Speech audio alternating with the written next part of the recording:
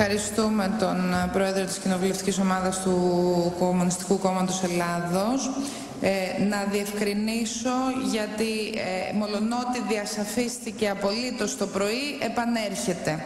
Το ερώτημα του δημοψηφίσματος, όπως ακριβώς είναι διαμορφωμένο στην απόφαση και στην πρόταση του Υπουργικού Συμβουλίου και στην ημερήσια διάταξη της σημερινής συζήτησης, είναι εάν ο ελληνικός λαός εγκρίνει ή απορρίπτει το τελεσίγραφο που διατυπώθηκε προς την ελληνική κυβέρνηση στις 25 Ιουνίου του 2015 και το περιεχόμενο που έχει αυτό το τελεσίγραφο. Δεν τίθεται θέμα δηλαδή να αλλάξει το ερώτημα προς την κατεύθυνση να καλείται ο λαός να εγκρίνει κάποιο άλλο έγγραφο, και άρα ας μην δημιουργείται μία σύγχυση σε κάτι που είναι σαφέστατο.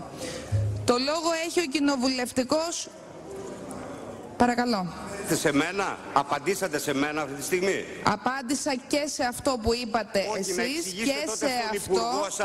Να εξηγήσετε στον Υπουργό της κυβέρνησής σας, γιατί μιλάτε ως εκπρόσωπος της κυβέρνησης αυτή τη στιγμή. Αυτή τη στιγμή μιλώ ως Πρόεδρος της Βουλής για τη διαδικασία του δημοψηφίσματος. Έκανε επίσημη τοποθέτηση και είπε, εάν οι εταίροι αλλάξουν κατά τη συμφωνία αυτή που προτείναμε, την οποία πριν ο Ντάισελμπλουμ είπε ότι δεν είναι take it or leave it, αλλά τη συζητάμε.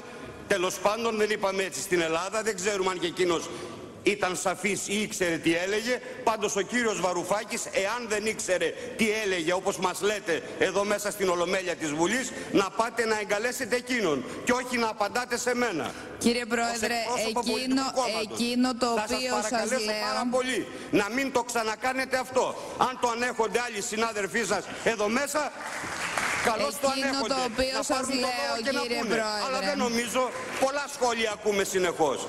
Μην το ξανακάνετε αυτό. Εκείνο το οποίο σας λέω και λέω προς όλη την Ολομέλεια, προς το σώμα, γιατί το σώμα και ο καθένας βουλευτής και η κάθε μια βουλευτής καλούμαστε να ψηφίσουμε. Αυτό λοιπόν για το οποίο καλούμαστε να ψηφίσουμε, και πρέπει να είναι σαφές και να μην δημιουργείται καμία σύγχυση, είναι σε ποιο ερώτημα καλείται ο ελληνικός λαός να απαντήσει.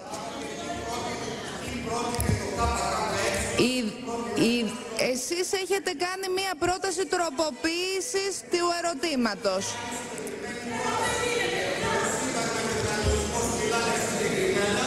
Λένε να προβλέπετε, η πρόταση τη διαμορφώνει η Βουλή, δεν θα μας έρθετε, επειδή σας έκανε αυτό όπως λέτε το Eurogroup, να μας έρθετε εδώ να μας πείτε take it or leave it. Το αντίθετο. Έτσι το ελληνικό κοινοβούλιο.